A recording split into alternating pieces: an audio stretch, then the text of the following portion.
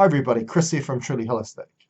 Now this video is going to be about one of the most important or common questions I get at the end of a session. So once we have a focus on what we want to do in the session and work on, quite often the client from their perspective at the end of the session will ask, well, what can I do? Okay, and a lot of the time there's an emphasis on diet, and that's kind of another topic for another day, but we need to look at some basic things that we can practice as a client to do away from session work, okay?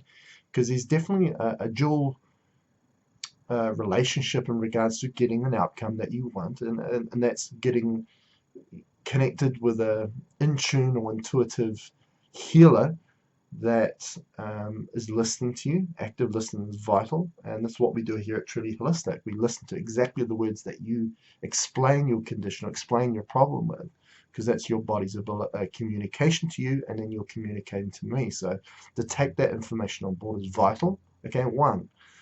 But two, when we're not with that healer and not doing that energy work, we need to practice on certain things, and understanding of reality and little biohacks in regards to reality that we can practice ourselves. And this is what this video is about. We're going to talk about a few things like that. Now, the first thing is practicing to be in the now. Okay, and what is the now? The now is being in the present. It's having awareness and consciousness in the present moment. Now, the word consciousness actually comes from the word being conscious, okay? So being conscious and aware of what's happening at that time. Quite often, if we get too distracted, we've got too many things on our mind, or we're trying to look too far ahead of ourselves, or look back too often, then all of a sudden we cannot be conscious, we cannot be aware in the current moment, and therefore we cannot obtain consciousness, we can't evolve consciousness, and really the universal law is for consciousness to grow, okay, to evolve, and we call that personal growth. There's a number of words of what we call that. Ascension is another word for that. So being in the now is very important. You'll find out more about yourself than you ever thought you would, and you'll actually find out more about reality and be more creative. A lot of people that shy away from things like meditation, which is a practice of being in the now and being more conscious and aware, is that it's a waste of time because I've got so many things to do. But quite often when we're distracted or not in the now, we become less creative and we get less done. So another thing with being in the now is we create some intuition, okay? And when we're going inwards instead of outwards, we're finding out more about ourselves. Because we get more intuitive with our consciousness, but also our connection to your creator, source, soul, whatever a term you want to call that. And that's a wonderful thing, because all of a sudden life becomes a completely different thing, and you actually understand life a lot better. And we're going to talk a bit more about that in this video. So being in the now is very important. You're in a place of control. When you're distracted or going too far ahead of yourself, thinking, oh, what should I be doing in half an hour? What should I be doing in a few weeks? All of a sudden takes you out of that comfort zone, or that zone where you feel like you're in control, and all of a sudden you're out of control. And once you're out of the now, you realize that your response to things, your emotional well-being is not as well controlled, okay? And when your emotions aren't controlled, then all of a sudden a lot of things go out of control. You'll realize that.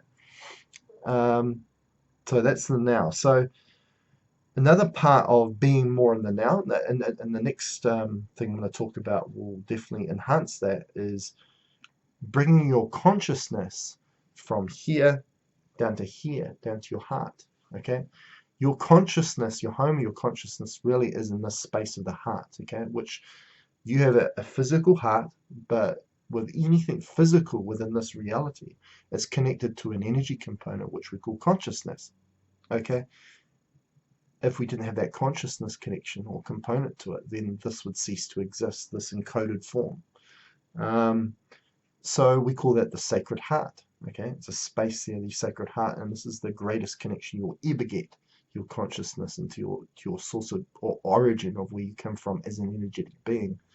Now, the thing about when we keep our consciousness up here, which we call the central nervous system, your central nervous system obviously dictates everything within your nervous system, but the more important role of your central nervous system is it predicts or creates your perception of reality. And when we get too stuck up here, we become too analytical, and it's really a place where we can produce too much fear. And when we're getting into the idea of polarity, and this is a word that's been coming up a lot lately, is that polarity of fear is love, right? It's the complete opposite. And duality, I guess, is another term we can use for that. And we are within every reality that we're going to be in, there is going to be that polarity of fear and love. But it's kind of finding a nice place in the middle. And by placing our consciousness into our heart, we can become more centered, heart-centered. We can become more present, more conscious, more aware. So therefore helping us be more in the now. And it allows us to feel more instead of think less. Okay, so feel more, think less instead of thinking more, feeling less.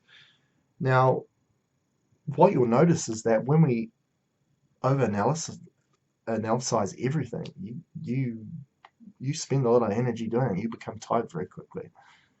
I guess it's the whole analogy of again, play and being too analytical. I guess you look at a child compared to an adult. An adult has had many years of programming to think, in an analytical way. We've got to pay bills and do all these sorts of things. And from a child's perceptual point of view, is life is just play, isn't it? So that heart-centeredness allows you to get into feel more, and that big component of feel is emotions. Okay, and as we talked about the now before, is when we stay within in the now, which is a place of control, that you feel in control. All of a sudden, you can control your emotions a lot better. And when we look at the heart, what's the greatest emotion of all? Love, right? It's a channel of love vibration, love energy. Whether we look at Valentine's Day or we look at chocolate, which is, gives that bliss feeling, that's all to do with the heart, right? And this is where we need our consciousness to be. So you can just visualize and take some slow, deep breathing just to bring that consciousness all the way from here into the heart. And we do some clearings here at Truly Holistic with a particularly new tool that I've got at the moment that I use to connect that consciousness and lock it in within the heart, creating a portal or access way from that heart back to your origin of your energy. And it's a great facilitator of you becoming more intuitive, which is what being in now is all about, and consciousness is about. Now, another thing to be aware of is be aware and conscious of your own thought processes and intent. Okay.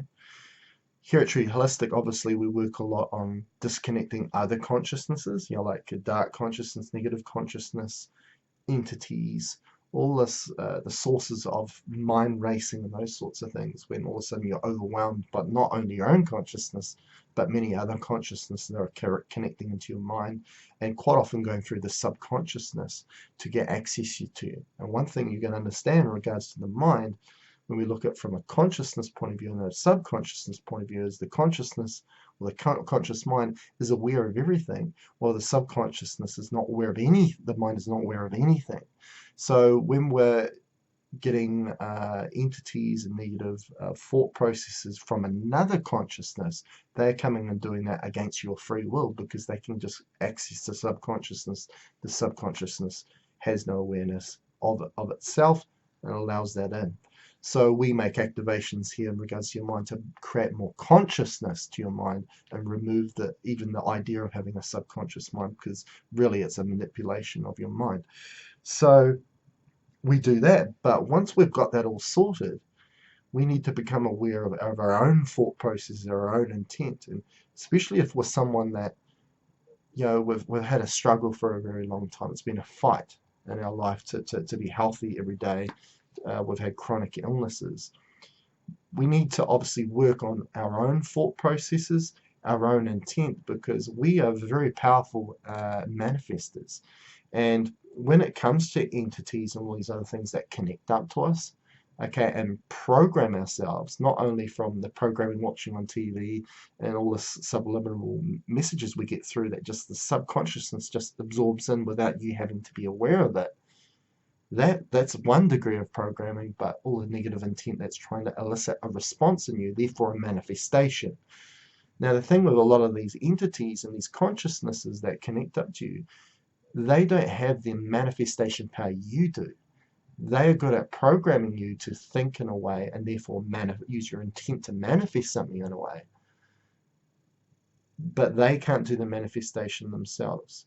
So you've still got to be careful with the words that you use, because quite often you can be using your own energy and your own manifestation power to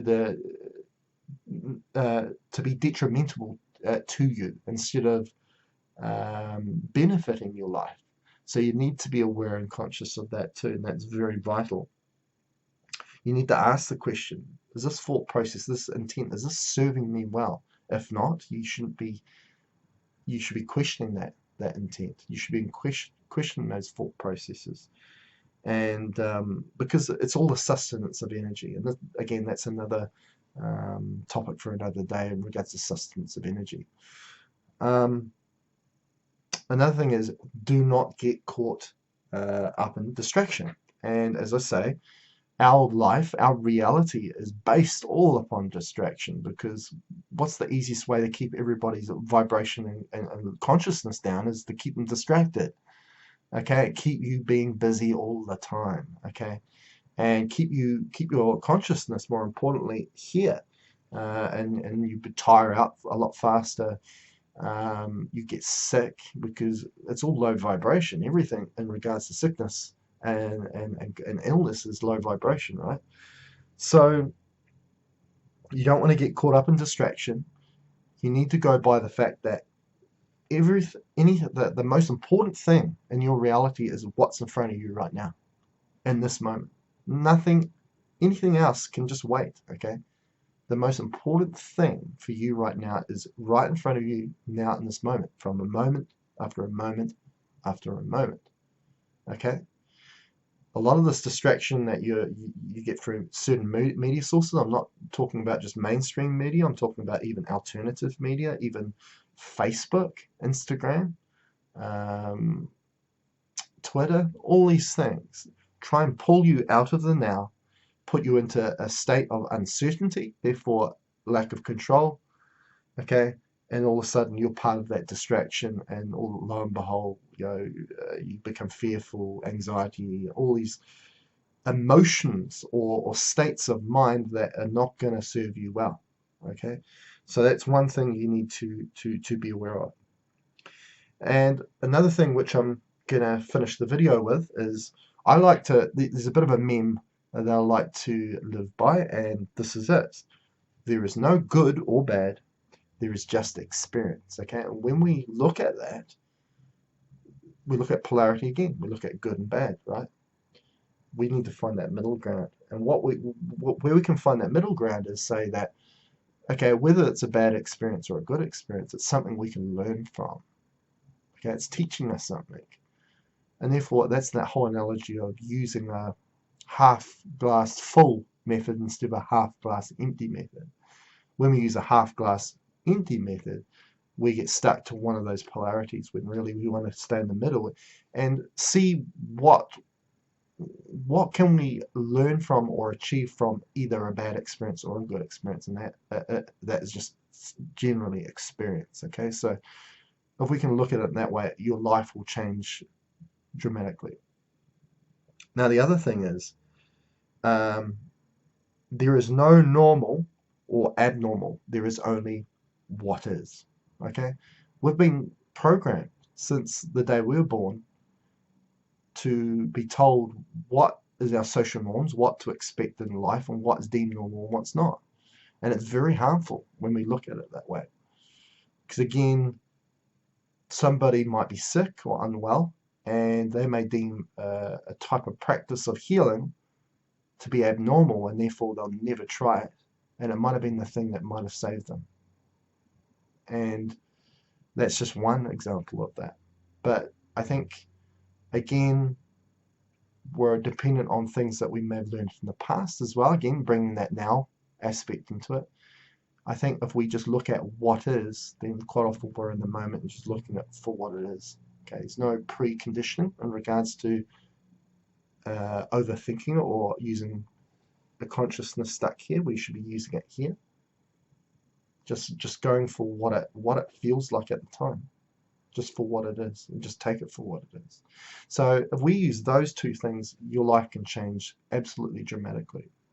Now, one other thing, which I'm going to finish off with, and it's a great video by a guy I found on Facebook. I can't remember his name, but it's about worry. Okay, and this is really a really low vibrational spectrum emotion, worry. It really chews up energy. It's just a waste of energy. And worry comes about really when we're not in the now as well, okay? When we're not in control. And anyway, essentially what the video went about saying, he'd go, do you have a problem in life? And if the answer was no, then why worry? Okay? Now, and then if you ask the question again, do you have a problem in life? And if the answer was yes, the question is, can you do something about it? Okay, then why worry? Because you can just resolve it, right? Now, do you have a problem in life? And if the answer is yes, and then can you do something about it? No, then why worry? So if you look at those aspects, worry is just an emotion that drains you of energy. It's got no benefit whatsoever, and it's quite often when we are not in the now and we're in this aspect or the field of distraction, that we just let it get to us and remove most of our energy. It's really an energy waster. And if we look at it that perspective and we ask that question, is it something we can do about it? And if it's yes, well, why worry? And if it's something we can't do about it, when we just need to let it go and just accept to ourselves that we can't do anything about it, so what's the point stewing over it or worrying about it? So anyway, I hope you've really enjoyed this video and given you a few things that you can practice for yourself. And these things, even if you do 2 or 3 of these things, they're really going to benefit your life in the long run. So post below and tell me what you think of this video, and also how things get along with you with practicing and putting a few of these things into your life. See you later.